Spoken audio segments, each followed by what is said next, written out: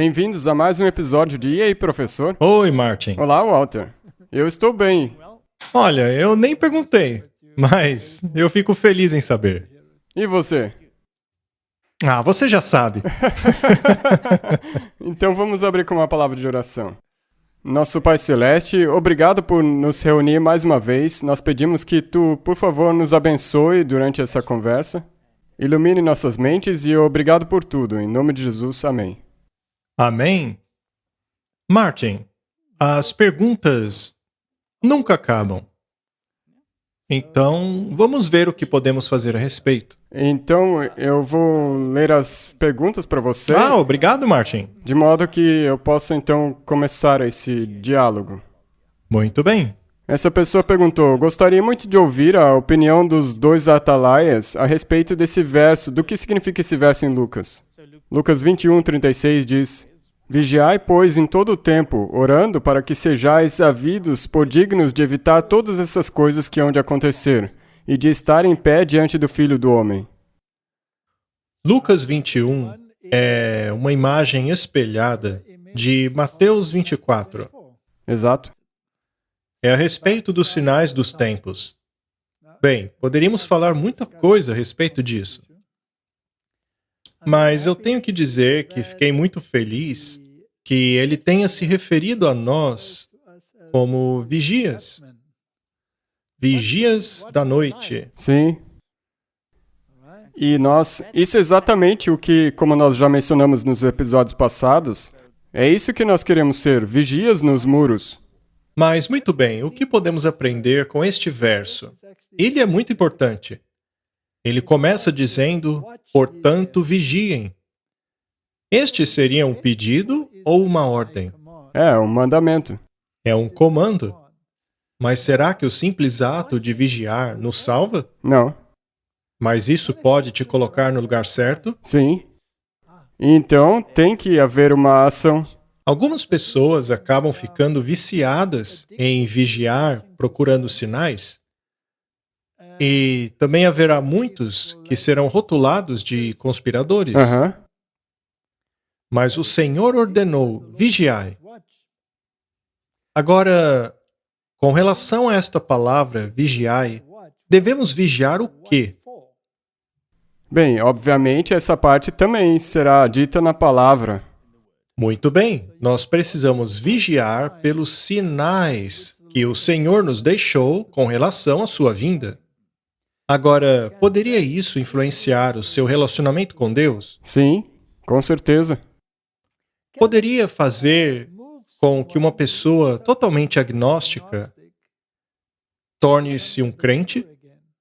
Com certeza, porque você pode ver como aquilo que foi prometido se realizou. Muito bem.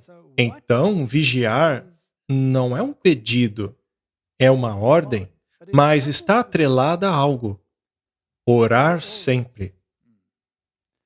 O ato de vigiar está atrelado à oração. E a oração é uma comunicação pessoal entre você e Deus. Então, se você ora a alguém, não significa isso que há um relacionamento? Sim. Isso é conversar com ele. Então, o vigiar e o orar, quando estão juntos, mostram que há um relacionamento. Mas este relacionamento acabou progredindo em confiança, fé. Exato. Então, ao ver os sinais, a sua fé é fortalecida.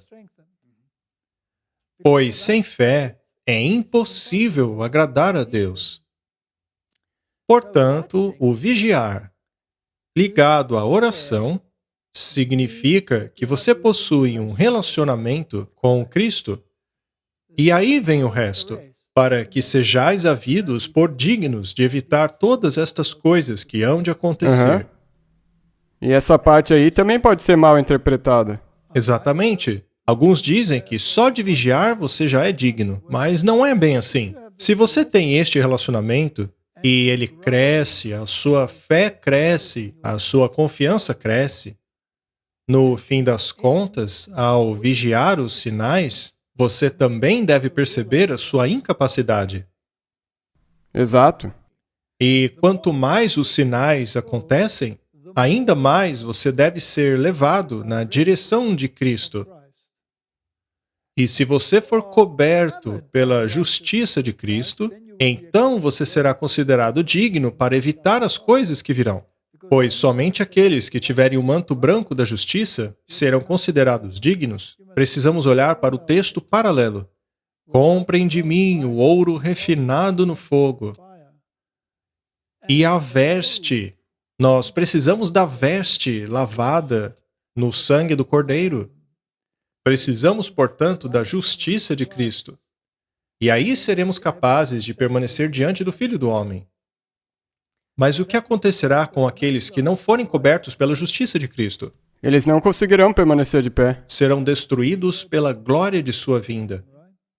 Então, uma outra coisa que eu também consigo ver, onde talvez pode haver alguma confusão, é que diz dignos de evitar todas essas coisas. As pessoas podem pensar que não terão que passar por essas coisas no fim. Não, porque nós vamos entrar no céu através de muita tribulação. Se você comparar o tipo ao antítipo, os hebreus estavam completamente neste mundo quando as pragas caíram. Este foi o tipo. Portanto, o antítipo, o Israel antitípico, também estará no mundo quando as pragas caírem. Portanto, nós estaremos por aqui no tempo de angústia. Mas se venceremos ou falharemos, dependerá de nosso relacionamento com Cristo. Dependerá se nós nos apoderarmos da sua justiça. Exato, você não fará parte da aniquilação do mundo. Sim, mas a impressão que teremos é que estamos fazendo parte dela. Mas o Senhor terá um povo que será trasladado. Elias é a garantia disto, não é? Pois ele foi trasladado sem ver a morte. Ele representa aqueles que irão para o céu sem ver a morte. Nós já falamos sobre isso aqui. Portanto, Martin, vigiar os sinais dos tempos é algo criticado no mundo hoje. Somos chamados de sensacionalistas. Mas vigiar é uma condição. Temos que ser vigias. Agora, o que fazemos quando gravamos o E aí, Professor, procurando por sinais dos tempos? Nós estamos Exato. vigiando para ver se as coisas preditas pela Bíblia estão acontecendo. Não é? Nós estamos colocando tudo em perspectiva. E quanto àqueles que criticam isto? Há um verso na Bíblia, em Mateus 24, o 28, que diz assim: Mas se aquele mau servo disser no seu coração, o meu senhor tarde virá, e começar a espancar os seus conservos, e a comer e a beber com os ébrios, virá o Senhor daquele servo num dia em que ele não espera, e a hora em que ele não sabe. Jesus disse, por meio dos seus representantes, que não vivemos nas trevas para que aquele dia nos pegue de surpresa. Devemos estar atentos. Mas como estaremos atentos? Vigiando. Se nós vigiarmos, exatamente. Faz sentido, não é? Bem, este servo mau, veja, ele é um servo. Ele, na verdade, se enquadra nas pessoas que vigiam. Ele é um servo, ele faz parte da igreja. Mas ele é um servo mau. Ele diz que o servo dele demora. Mas por que ele diria isso? É porque ele não está vigiando. E quem vigia os sinais diz: Uau, a vinda do Senhor está próxima. Portanto, o servo mau é aquele que não observa os sinais. Sim. E ainda vive criticando aqueles que vigiam pelos sinais e adoram escrever artigos em revistas, criticando aqueles que vigiam pelos sinais do Senhor. Eles não estão aí na igreja? Sim. E eles também, provavelmente, não estão preparados para isso. Deveríamos desanimar por eles estarem na igreja? Não. Ainda que estejam em posições de liderança? Não, porque o Senhor nos ordenou vigiar. Vigiai. Não é? A autoridade do Senhor é maior do que aqueles que nos pedem para parar de vigiar. Exato. Você disse bem. Muito bem. Então, o que fazem estes servos que não vigiam? e que acusam os vigilantes de sensacionalismo. O que eles acabarão fazendo se continuarmos a vigiar? Eles vão te bater. Eles começarão a espancar os seus conservos. Mas por que os espancariam? Porque eles não querem ouvir essa mensagem. E por que não querem ouvir? É porque eles estão ocupados bebendo com os Exato. ébrios. E quem são os ébrios, Martin? Aqueles embriagados com o vinho da Babilônia. Eles estão sentados nos concílios ecumênicos, bebendo com a Babilônia, e assim começam a ver as coisas da mesma maneira que ela. Eles provavelmente pensam que guardar o domingo a fim de proteger o planeta é uma ótima ideia, pois afinal o planeta está sofrendo com a mudança climática. Exatamente. Para eles, os sinais, tudo o que está acontecendo no mundo hoje, não passa de pura conspiração. Eles começaram a pensar como o mundo, porque estão assentados à mesma mesa que aqueles que estão bêbados com o vinho da Babilônia. Sendo assim, guardar o domingo vai economizar um pouco de gasolina, acabar com a poluição, e isso parece ser muito bom. Portanto, a lei do domingo não é uma lei religiosa, é secular e está tudo bem com ela. Eles não estão vigiando. Não? Não estão mesmo. E todos os sinais que nós mostramos disso acontecendo é meramente uma conspiração. Conspiração. E o que fará o Senhor deste servo quando voltar? O Senhor deste servo virá em um dia que ele não espera. E por que ele não espera? Ele não estava vigiando. Não faz sentido, Martin? Ele não estava vigiando. Ele estava lá, sentado à mesa, enchendo a cara com o vinho da Babilônia. E que, na verdade, está dizendo a vinda do Senhor está demorando, então ele está concordando com eles. O catolicismo não acredita em um milênio após a existência desta terra. Eles acreditam no milenianismo, no qual a igreja vai reinar por 1000 anos. Ora, boa sorte para eles. Mas tem até outras denominações cristãs que têm essa mesma visão. Exatamente, é a teologia do reino. Mas na teologia do reino, por que esperar a vinda de Jesus? Mas a outra coisa interessante é que as outras denominações acreditam no arrebatamento e o restante ainda estará por aqui. Mas isto também não é bíblico. Portanto, por que aquele que está bêbado com este vinho estaria vigiando pela vinda do Senhor? Este servo dirá, não, o Senhor ainda virá daqui a 200 anos, 300, 400, tem muito tempo ainda. Martin, você ficaria ansioso e orando sempre para ser achado digno de permanecer diante do Senhor, se você não aguarda sua breve chegada? Eu não acho que você estaria ansioso. Por que os adventistas se chamam adventistas? O que significa esta palavra? A segunda vinda, ou a vinda do Senhor. É um cumprimento da grande esperança. Por que alguém gostaria de delongar esse cumprimento? Faz algum sentido? Não. Eles não deveriam se chamar de adventistas. Eles deveriam chamar-se de qualquer outra coisa, mas este nome não cabe a eles. O senhor daquele servo virá em um dia que ele não espera, porque o servo não estava vigiando, em uma hora em que ele não sabe, e de novo, porque ele não vigiava. E o estado triste é que existem muitos, se nós tomarmos só as 10 virgens, as que estavam dormindo, então ali também teremos um paralelo com isso. Por acaso não podemos ser membros de igreja felizes, que vão para a igreja sem se preocupar com nada? Claro que podemos. E não podemos também ser pastores nesse mesmo sentido? Sim. Podemos. Mas a ordem do Senhor é vigiai. Vejamos uma citação do Espírito de Profecia, Conselhos para a Igreja. O perigo de pensar que a vinda de Cristo demorará. Aquele servo mau que disse em seu coração, o meu Senhor tarde virá, professava estar aguardando por Cristo. Ele era um servo aparentemente devoto ao serviço de Deus, mas em seu coração era submisso a Satanás. Linguagem forte, não? Isso volta ao que a Bíblia diz. Se você não é por Deus, então você está contra Ele. É assim que funciona. Não existe ficar sentado em cima do muro. Jesus disse: vigiai. Mas eles dizem: não, ainda não. O Senhor não virá tão rapidamente. Este servo não faz como o zombador, que nega a verdade de maneira aberta, mas ele revela em sua vida o sentimento de seu coração, o de que a vinda do Senhor demorará. A presunção o torna descuidado dos interesses eternos. Ele aceita as máximas do mundo e se conforma com seus costumes e práticas. Martin.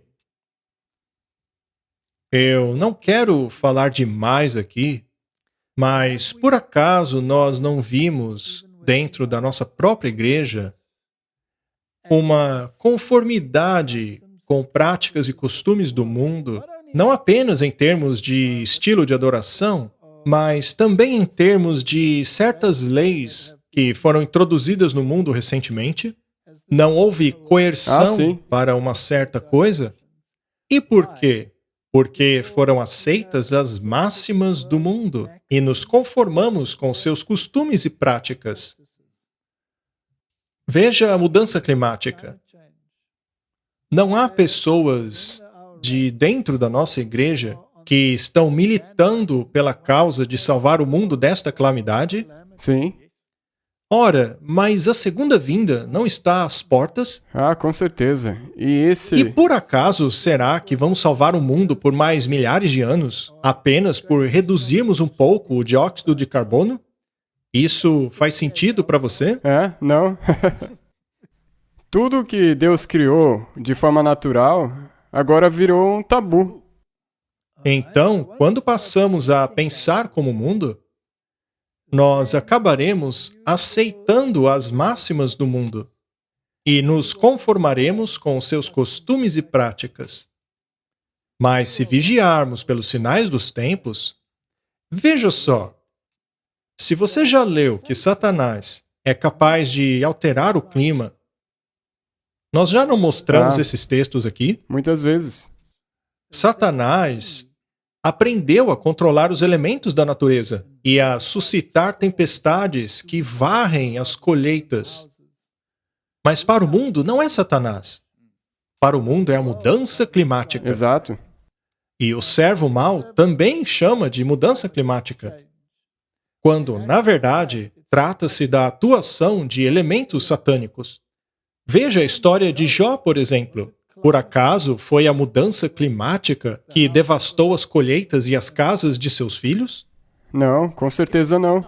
E esse é um problema, porque você, na verdade, desloca toda a sua perspectiva do que é a verdade.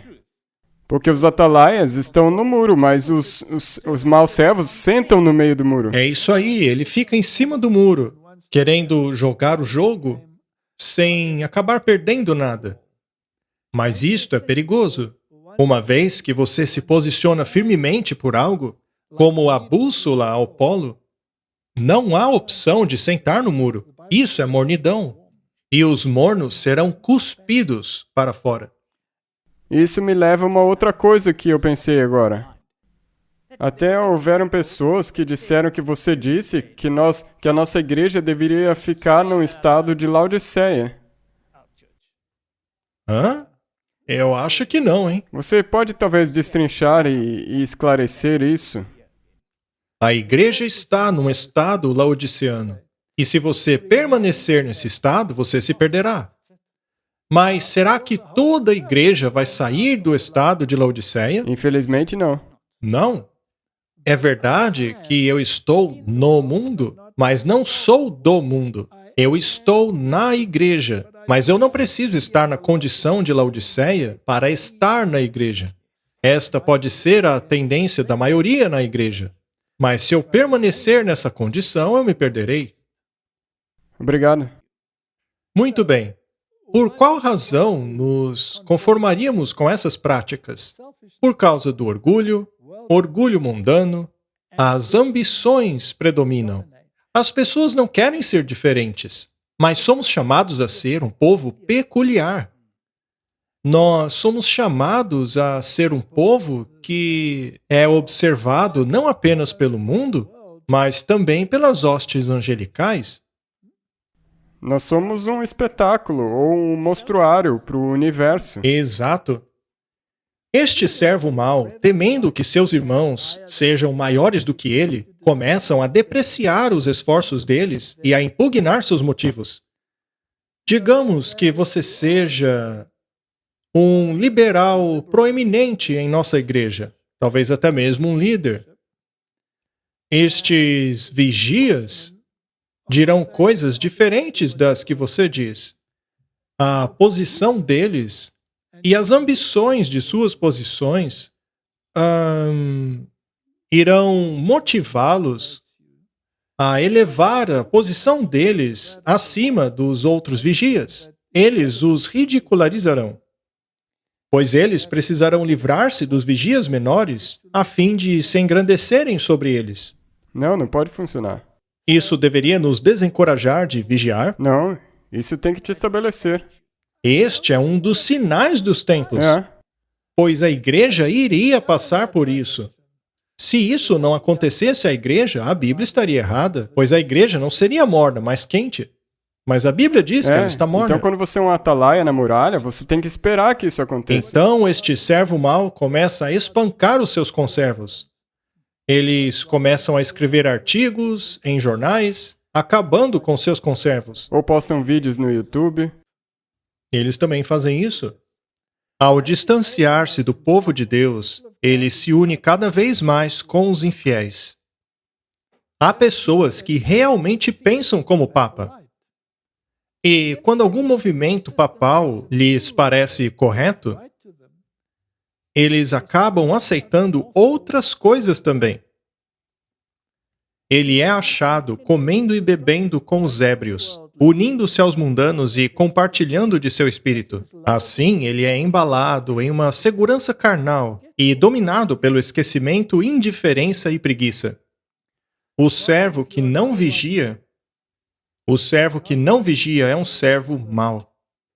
Você dirá que o Senhor não virá em breve. Você se esquecerá daquilo que ele ensinou, se tornará indiferente e também indolente. E o preguiçoso também vai ser no seu evangelismo. Vai ser deixado de lado. Ainda dá tempo, não precisamos de urgência. Estes se tornam servos de Satanás sem nem mesmo saberem. É como a igreja nos tempos de Jesus. Eles tornaram-se servos do diabo. Eles eram tão rígidos a guardarem a lei que assassinavam para guardar a lei. Mas isso é quebrar a lei. Não apenas no caso de Jesus, mas em relação a todos os mártires. Não apenas com relação a Estevão, mas também a Paulo. Eles fizeram um acordo de não comerem ou beberem até que tivessem matado Paulo. E eles chamavam a isso de justiça. Isso é triste, mas infelizmente isso também se aplica a nós no fim. Exato, eles pensarão que estarão fazendo a vontade de Deus ao livrarem-se dos vigias. Ok, então vamos prosseguir para a próxima pergunta. Você pode me ajudar a entender se o cajado de Arão e o pote de maná estavam dentro da Arca da Aliança? Muito bem. Originalmente, a Arca da Aliança continha as tábuas de pedra. A arca continha a lei de Deus. A condenação da lei era interrompida pelo propiciatório. Agora, por que o maná foi colocado na arca? Por que a vara de Arão também foi colocada lá? Bem, estas duas coisas eram símbolo do ministério sacerdotal. O maná era símbolo da palavra que veio do céu e tornou-se carne. É por isso que Jesus disse que eles deviam beber e comer do corpo e do sangue de Cristo. Basicamente, então, o maná era símbolo de Jesus Cristo, a palavra viva. Em relação à vara de Arão, esta é uma história fascinante, pois estavam alegando que outras pessoas também deveriam ser sacerdotes, e não apenas Arão. Esta controvérsia foi resolvida por meio das varas. As outras varas nunca floresceram. Mas a vara de Arão não apenas floresceu, como também produziu frutos. Isso é muito interessante. E ela foi colocada dentro da Arca da Aliança como um lembrete do sacerdócio eterno de Jesus Cristo. Portanto, a Arca da Aliança, essencialmente, deveria conter a lei. Mas estes dois outros símbolos foram acrescentados. O pote com maná. E veja, esse pote de maná nunca apodreceu. O maná durava apenas um dia, exceto no dia de sábado. Ele era coletado na sexta e durava ao longo do sábado. Mas se tentassem guardá-lo qualquer outro dia da semana, os bichos o comiam, mas não no sábado. Isto então é símbolo da palavra eterna, que sempre estaria lá para alimentar a humanidade, num sentido espiritual. Então faz sentido estes símbolos estarem na Arca da Aliança, mas eles não estiveram sempre ali, ao menos até onde vai meu conhecimento. Leiamos 1 Reis 8:9. Não havia nada na arca além das 2 tábuas de pedra, que Moisés colocou ali em Horebe, quando o Senhor fez uma aliança com os filhos de Israel, quando saíram da terra do Egito.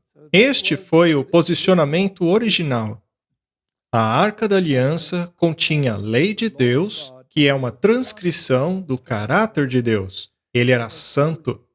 Devia ser tratado de uma maneira muito específica.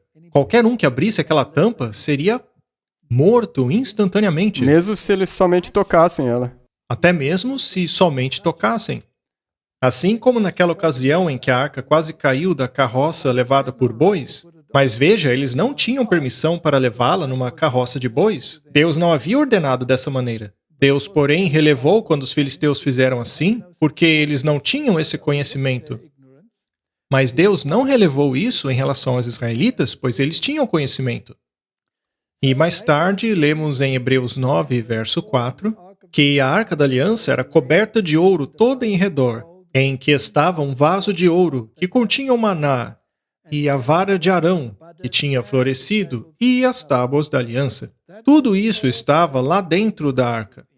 E, como já dissemos, isto foi permitido porque os outros 2 símbolos referiam-se ao caráter de Deus. Ele é a palavra viva, Jesus Cristo, e ele também é o sumo sacerdote eterno. Exato. Que faz florescer os frutos da justiça. Então, aonde está esta arca? Não sabemos. Ela foi escondida antes de Nabucodonosor ter destruído o templo. Então, depois disso, o templo foi destituído da Arca da Aliança.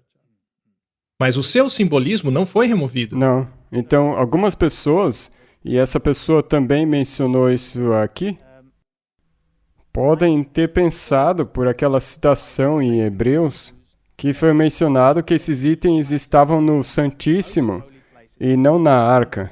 Mas eu tenho certeza que depois dessa leitura que nós acabamos de fazer, nós podemos ver onde estava aquele pote de maná. Estavam dentro da arca. Sim. O santuário terreno era uma cópia do celestial. Vamos ler uma citação que está em Primeiros Escritos. Ela vai esclarecer a questão. Jesus estava junto à arca e, ao subirem a ele as orações dos santos, a fumaça do incenso subia. E ele oferecia suas orações ao Pai com o fumo do incenso. Aqui ele está se referindo ao altar de incenso. Sim, isso agora acontece no céu. Sim. E este altar de incenso dourado está no lugar santo. Mas a fumaça subia por cima da cortina, chegando até a Arca da Aliança. Na arca estava a urna de ouro contendo maná, a vara de Arão que florescera e as tábuas de pedra que se fechavam como um livro. Jesus as abriu e eu vi os 10 mandamentos nelas escritos com o dedo de Deus.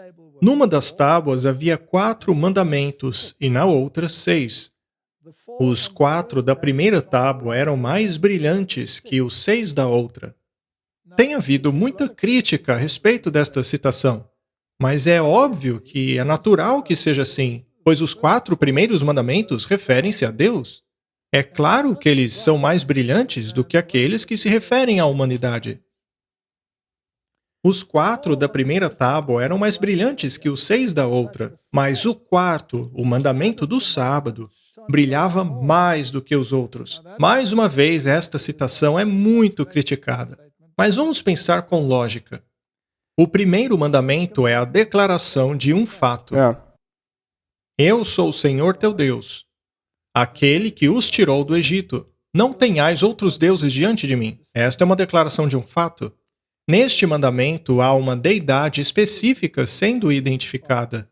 É aquela que tirou os israelitas do Egito. Isso não deixa espaço para outros deuses. Portanto, o ecumenismo não faz sentido, pois eles não estão tratando deste Deus específico, uma vez que consideram outros, não é? O segundo mandamento relaciona-se a como nós o adoramos. Não por meio de idolatria, pois não podemos representá-lo por coisas feitas de pedra ou madeira. Nós só podemos ver o caráter dele por meio de nosso relacionamento com ele. Portanto, este é o mandamento que determina como nós vamos adorá-lo. Não é? Sim. Já o terceiro tem a ver com a reverência. Como abordar esta divindade? Não blasfemando no nome de Deus. Não usando o nome dele em vão, não desonrá-lo, não desonrar o seu O caráter. caráter dele.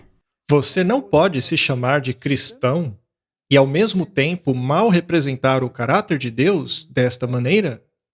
Já o quarto mandamento trata do reconhecimento da absoluta autoridade deste Deus. Sendo assim, o quarto mandamento é o que dá validade a toda a lei.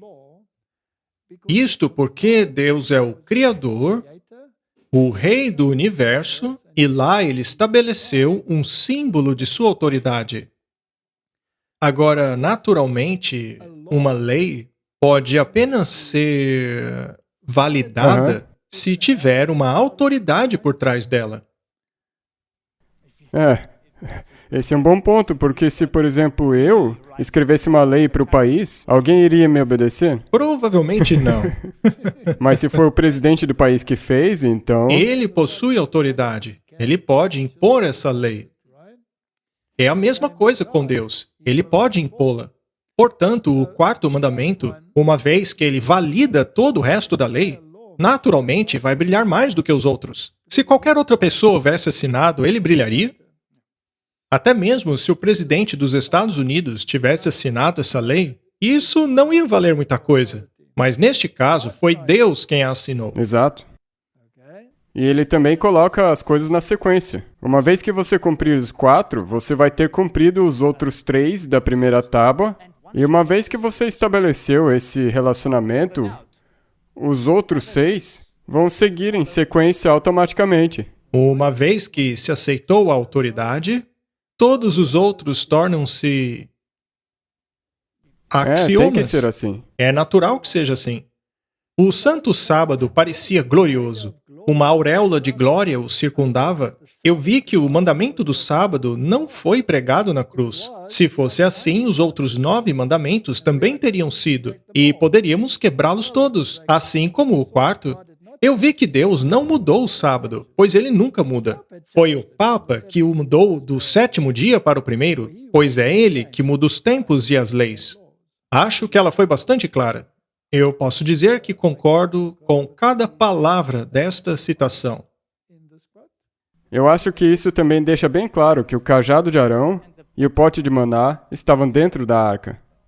Muito bem, mas por que nós decidimos abordar esta pergunta? É porque há uma outra questão que tocamos em um outro episódio que é em relação O maior mandamento. ao maior dos mandamentos. E qual seria ele? Ame o Senhor seu Deus. E se você ama o Senhor seu Deus, isso quer dizer que você tem um relacionamento com ele, certo? Exatamente. O que também significa que você reconhece a sua autoridade. E ao entender e aceitar a autoridade dele, Devemos estar dispostos a obedecer esses preceitos, correto? Exato. Com relação às 3 mensagens angélicas, a pergunta que foi feita é a seguinte: a qual das 2 tábuas de pedra referem-se às 3 mensagens angélicas? Isso é muito interessante. Eu penso que esta é uma pergunta muito importante. As 3 mensagens angélicas. Aliás, vamos consultar a Bíblia. Nunca é demais consultar a Bíblia, não é? E está lá em Apocalipse, capítulo 14. As 3 mensagens angélicas começam no verso 6 do capítulo 14. Se a sua Bíblia tiver a primeira letra do parágrafo em negrito, isso vai te ajudar a compreender onde ele começa. Vamos lá então. E vi outro anjo voar pelo meio do céu, e tinha o evangelho eterno, para o proclamar aos que habitam sobre a terra, e a toda nação, e tribo, e língua, e povo. Este evangelho, naturalmente, é o evangelho da salvação. São as boas novas da salvação em Jesus Cristo. E este é um evangelho eterno. Não pode ser mudado, não pode ser alterado. Ele é o mesmo desde os tempos de Adão até a última pessoa na Terra. Exatamente. Muito bem. Então, como foi salvo Adão? De acordo com esse evangelho? Pelo sangue do Cordeiro. E como Adão, estando nu, foi coberto? A justiça de Cristo. Ele foi coberto com a pele do Cordeiro, que representa Cristo e sua justiça. Portanto, Adão e Eva foram salvos pela justiça de Cristo. E não foram eles expulsos do jardim por causa da transgressão à lei? Sim. Então existia uma lei? Com certeza. Tinha que haver uma lei, do contrário, não havia razão para excluí-los. Muito bem, então este evangelho nunca mudou. Mas Roma não mudou esse evangelho? Sim. Completamente. Ela removeu até mesmo a expiação. E alterou também o dia de adoração. Ela mudou toda a lei de Deus. Eles também a abreviaram e fizeram isso para que eles retivessem o poder ao invés de Deus. E o interessante é que os asseclas de Roma estão fazendo a mesma coisa. Por exemplo, o 10º mandamento diz que não podemos cobiçar os bens do nosso próximo, o que significa que esses bens pertencem ao próximo. Sim. Mas o Fórum Econômico Mundial diz que você não vai possuir nada e ainda assim ser feliz. Exatamente. Então é uma oposição direta aos 10 mandamentos. Exatamente. Será então que podemos ser felizes com as ideologias do Fórum Econômico Mundial? Não. Não. Não importa quantos Klaus Schwabs existam, ninguém vai ser feliz com isso. E se você olhar para todas essas leis e para esse grande reset, todas essas coisas que têm acontecido, eu acho que nós temos tentado mostrar às pessoas que eles estão implementando. Muito bem, então existe um evangelho eterno que nunca foi alterado. A lei de Deus sempre esteve relacionada ao plano da salvação. Na verdade, não teria havido a necessidade de um plano da salvação se não existisse uma lei. Pois sem a lei não há transgressão, sem transgressão não há condenação, e sem condenação você não precisa de um Salvador. Não é? Isso é muito lógico. Mas se existe um Salvador e se ele morreu, isto significa que a lei não podia ser ignorada e que o preço da transgressão tinha que ser pago. Isso não elimina a lei, mas paga o preço exigido por ela, o preço de sua transgressão. Devemos nos apropriar da justiça de Cristo. É a única maneira de nos salvarmos. Mas se você remove isso da equação, assim como fez Roma, o evangelho eterno terá sido destruído. E qualquer isca dela que você morde fará de você um transgressor, assim como Roma. Portanto, se você tomar parte de uma celebração eucarística universal, você está participando de idolatria. Isso é exatamente o que acontece. Portanto, existe um evangelho eterno. Isto deve ficar bem claro com a primeira mensagem angélica. e ele deve ser pregado a todas as pessoas do mundo, a cada nação, tribo, língua e povo. Isso significa até mesmo aqueles governados por outras formas de religião. Isso eles gostem ou não. Exato. Se eles vão aceitar ou rejeitar, não cabe a você. Você deve pregar. E o que esse anjo diz? Dizendo com grande voz, temei a Deus. Martin, ao dizer temei a Deus e dai-lhe glória, qual dos mandamentos precisa estar ligado a esta mensagem? Bem, ok. Na verdade, os primeiros 4. Muito bem. Não podemos ter outros deuses diante de Deus. Nós certamente não praticaremos idolatria. Você não poderia, então, participar de uma celebração eucarística universal. E, além disso, você não poderia usar o nome de Deus em vão. E, como ele nos ordenou guardar o sábado, devemos guardar o sábado. E então ele diz, pois a hora do seu juízo chegou. Todos sabemos que um julgamento precisa de uma norma. Sim. O que é ela? A lei. A lei. Acabamos de falar sobre a lei. E junto com a lei havia um vaso de maná e também a vara de Arão, que floresceu e deu frutos. Como dissemos, ela se refere ao sumo sacerdócio eterno de Jesus Cristo. Esta religião, então, é muito cristocêntrica.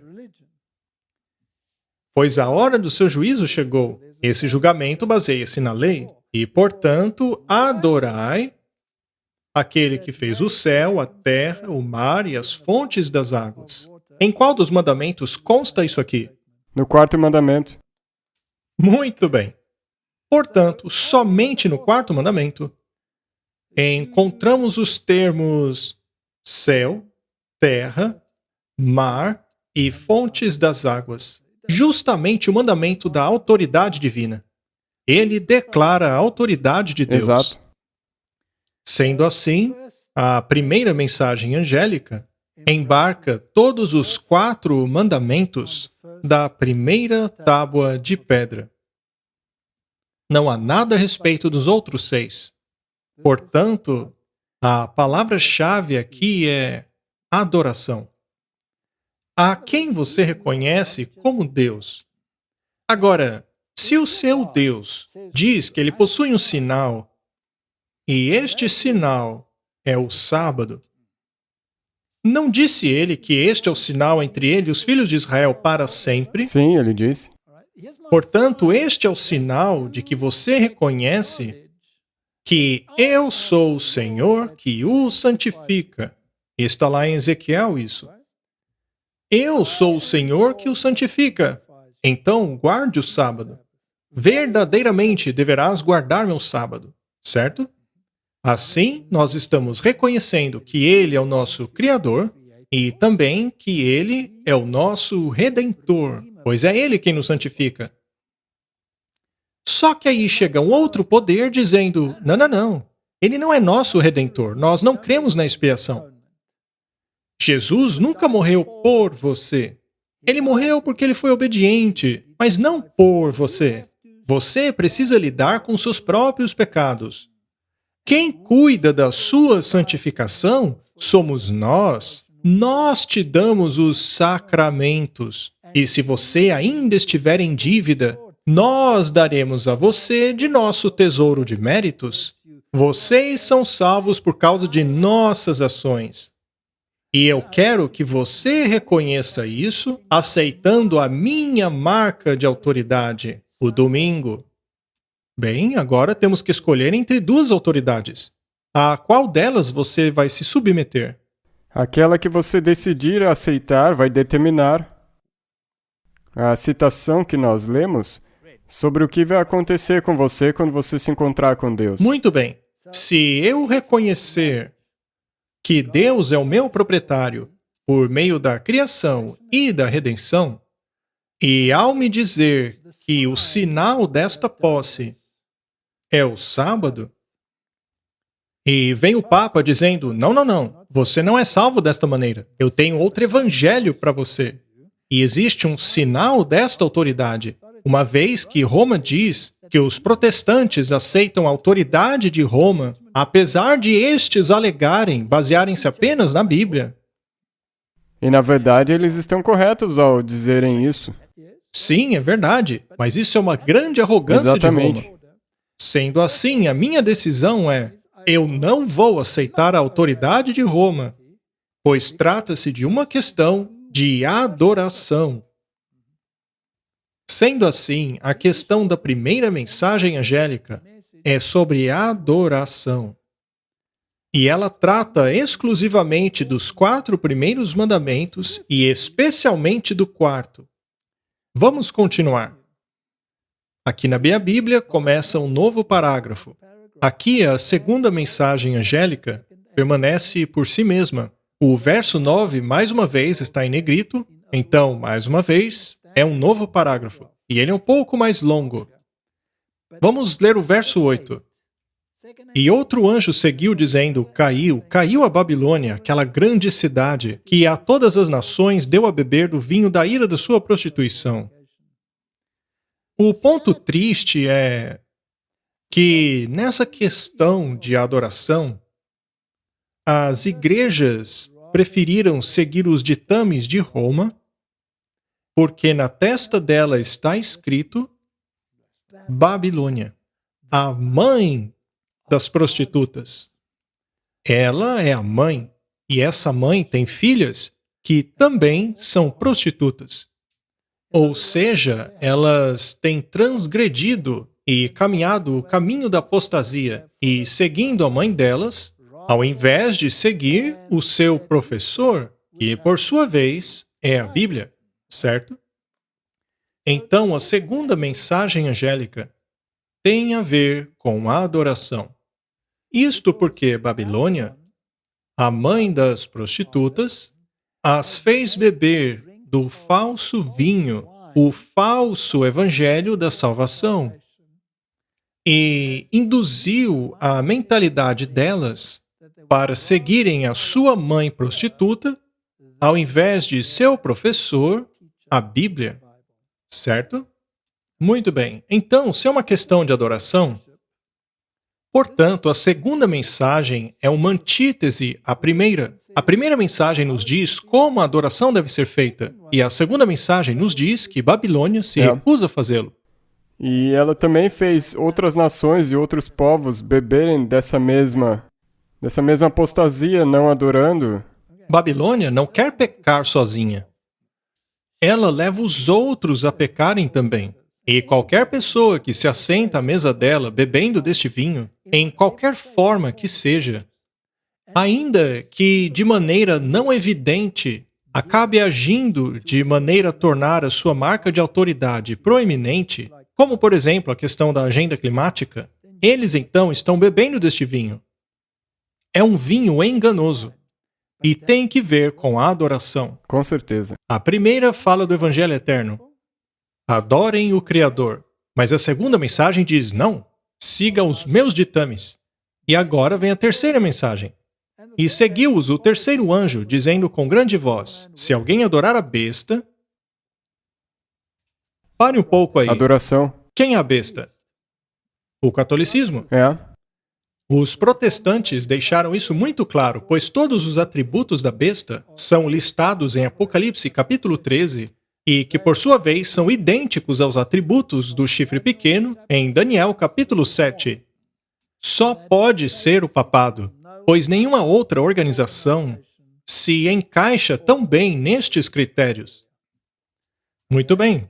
Ele diz aqui: se qualquer homem adorar a besta, adore a Deus, diz a primeira mensagem. Adore a Deus é uma questão de adoração. Primeira ou segunda tábua de pedra? Primeira tábua. É a primeira. Então, Martin, você está tentando me dizer que todas as 3 mensagens angélicas referem-se à primeira tábua da lei? Exato, isso é 100% do que ela envolve. Muito bem. Adorar a besta é adorar o catolicismo. Ou também adorar a sua imagem. Nós lemos a respeito da imagem em Apocalipse capítulo 13. Nele, a América protestante levanta uma imagem. Uma imagem é algo que se parece com o original, e o original é a união entre igreja e Estado. Existe hoje um movimento lá nos Estados Unidos que procura modificar a Constituição, de forma que a questão da separação entre igreja e Estado não é exatamente o que queriam os fundadores dos Estados Unidos, pelo menos de acordo com essas pessoas que querem modificar a Constituição. Muito bem. Então, eles querem alterar a questão de maneira que eles possam tornar-se como a primeira besta que controlava o Estado. Então, a igreja e o Estado se unirão. E a igreja, controlando o Estado, bramindo a espada espiritual, reivindicada por Roma, a fim de promulgar legislações que favorecem a primeira besta. E como nós já mostramos antes, o perigo disso é que a maior parte disso aí vai parecer ser de Deus. E serão leis que nós concordaríamos com elas. Em muitos casos, vão concordar com ela. Mas será que podemos legislar a moralidade? Não, porque daí você estará impedindo o livre-arbítrio. Muito bem, agora uma outra pergunta. Ainda que você legisle isso, você pode até forçar um comportamento, mas nunca mudará o coração. Portanto, a coerção, em qualquer forma, não muda o coração. Já falamos sobre isso antes. Se você tende a um pecado específico e fazem uma lei contra esse pecado que você tem, você simplesmente fará aquilo escondido. Exato, até mesmo na sua mente. Quando eles proibiram no passado a venda de bebidas alcoólicas nos Estados Unidos, qual foi o negócio que simplesmente explodiu? Os alambiques clandestinos. Exatamente. Portanto, não se pode legislar moralidade, mas se você mudar o coração Exato. e dai glória a Ele, Então, isso retorna ao porquê dos primeiros 4 mandamentos estarem na primeira tábua. Porque se esse relacionamento estiver bem estabelecido, os outros, a moralidade vai se seguir naturalmente nos outros 6. vai endireitar, mas não apenas na ação. Será corrigido o próprio Eles coração. também vão se adequar no coração. A sua mente vai se adequar a isso. A Babilônia nunca será capaz de fazer aquilo que o Evangelho faz. A Babilônia só pode mudar o comportamento, mas ela não pode mudar o coração. Voltemos aqui às mensagens. E seguiu-os o terceiro anjo, dizendo com grande voz: se alguém adorar a besta, ou seja, o catolicismo, pois a Bíblia diz: aquele a quem você obedece, torna-se o seu senhor. Então, o catolicismo e depois a sua imagem. Estas são os protestantes submetendo-se a Roma e tornando-se como ela ao levantar-se como um poder opressor que legisla a moralidade. Continuando, e receber o sinal. Bem, a besta já nos disse qual é o seu sinal. O domingo é a minha marca de autoridade. Por que o protestantismo nega isso? Eu não sei, eu acho que porque nessa parte eles ainda estão embriagados com o vinho da Com o Babilônia. vinho da Babilônia? E se eles escolherem continuarem bêbados, é porque eles não querem mudar. São complacentes. E aonde será recebida esta marca? Ou na sua capacidade cognitiva, ou seja, eles se convencerão de que Roma está certa, ou em sua mão. Isto significa que eles serão obedientes apenas para evitar problemas. Exato. Então eu não acho que eles estejam certos nisso. Na verdade, eu acho que ele... Mas vou obedecer eu não quero ir ainda pra assim. cadeia, então vou obedecer. Portanto, cognitivamente, serão convencidos por essa marca da besta, ou, em seu comportamento, serão levados a conformarem-se com a marca da besta. de um jeito ou de outro estarão condenados. Este também beberá do vinho da ira de Deus, que foi derramado sem mistura no cálice da sua ira. Deus fala de um tempo em que ele pressionará a vinha, e o sangue subirá até o nível da sela do cavalo que ele cavalga. Ele sozinho pressionará a prensa, e a fúria de Deus será derramada nos transgressores de sua lei e naqueles que se desviaram da adoração, da verdadeira adoração, para a falsa adoração. E será atormentado com fogo e enxofre diante dos santos anjos e diante do Cordeiro. Isto representa o fogo que cairá do céu na presença do Cordeiro. E a fumaça do seu tormento sobe para todo sempre, e não tem repouso, nem de dia, nem de noite, os que adoram a besta e a sua imagem, e aquele que receber o sinal do seu nome. Alguns acham que esse tormento vai durar para sempre.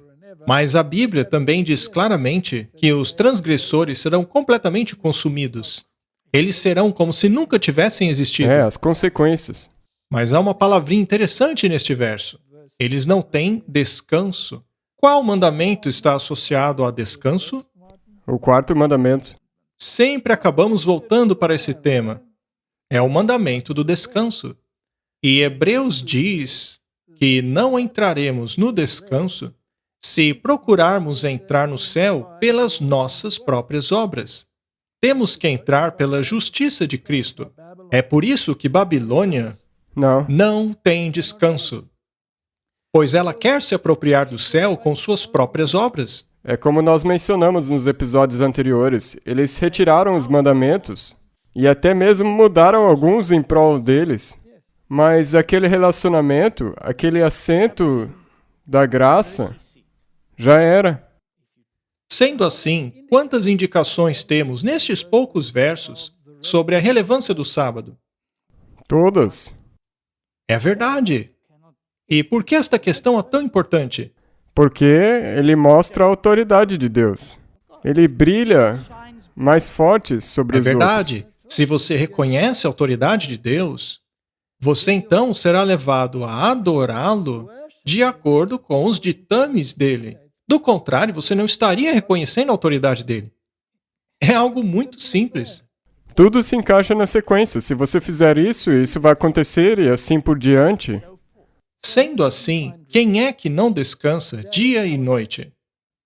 Aqueles que adoram a besta, que seguem os ditames do catolicismo, a sua imagem, ou seja, o protestantismo unido ao mundo secular, a fim de impor as doutrinas de quem? Da primeira besta. Será que vemos isso hoje nos Estados Unidos da América?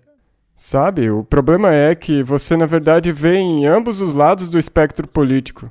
Agora, os políticos que estão tentando fazer essa alteração na Constituição, até mesmo se candidataram a presidente no passado, aqueles que dizem ter vontade de vomitar ao ouvir aquele discurso do Kennedy. Há muitos anos atrás, em 2012, eu fiz uma palestra na qual mostrei o Rick Santorum dizendo que queria vomitar ao ouvir o discurso de Kennedy defendendo a separação entre igreja e Estado. E isso só mostra o quão zeloso eles são para fazer funcionar essa união entre igreja e Estado. Naquela palestra, eu disse que ele era um membro da Opus Dei. Agora, a Opus Dei é um grupo de pessoas que tentam lembrar-se de sua submissão a Roma por meio do uso de bandagens apertadas que causam-lhes dor. Mas, seja como for, existe esse movimento que visa forçar as visões do Papa. Veja a moralidade do mundo hoje. Está indo ladeira abaixo. O mundo precisa da igreja, dizem eles. E por causa disso, a América protestante irá estender sua mão além do abismo para segurar a mão de Roma, para então imporem a sua legislação. E uma dessas leis tem que ver com o mandamento do descanso. Não aceite a marca da besta, como a própria Roma identifica essa marca. Mas aqui está a paciência dos santos. Aham.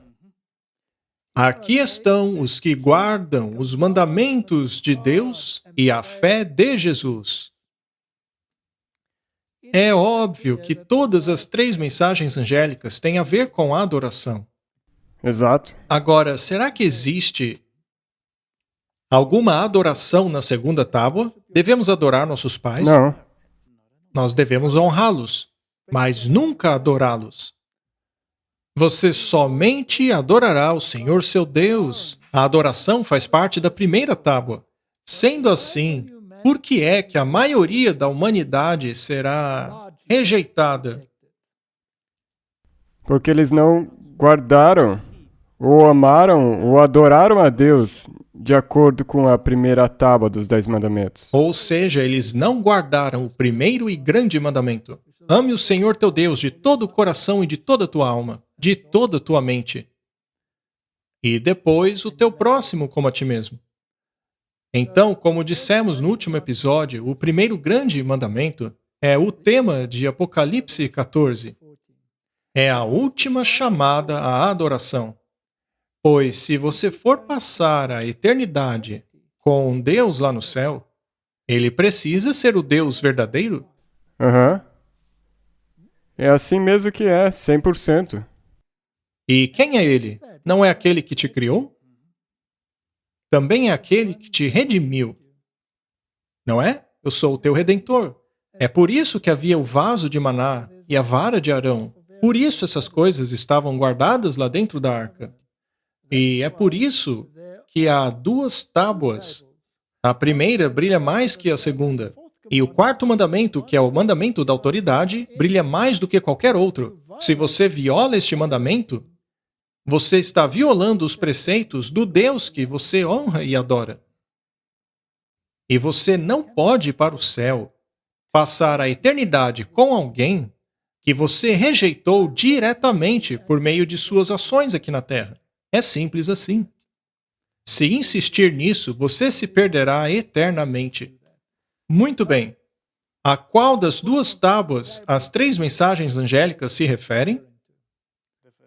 A primeira tábua. Vamos orar? Muito obrigado. Querido Pai, é tudo uma questão de adoração. E, Senhor, eu sou grato que eu, em minhas trevas e ateísmo do passado, tenha descoberto o Deus que é digno de ser adorado. Digno é o Cordeiro. Ele pagou o preço e deu a nós a possibilidade de redenção. Ele está pronto para cobrir os seus filhos com a sua justiça.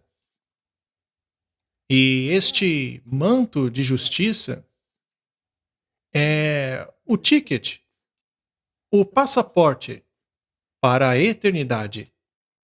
E para tal, precisamos reconhecer a autoridade daquele que nos dá o passaporte. Ajude a humanidade a fazer a escolha correta. Em nome de Jesus. Amém. Amém.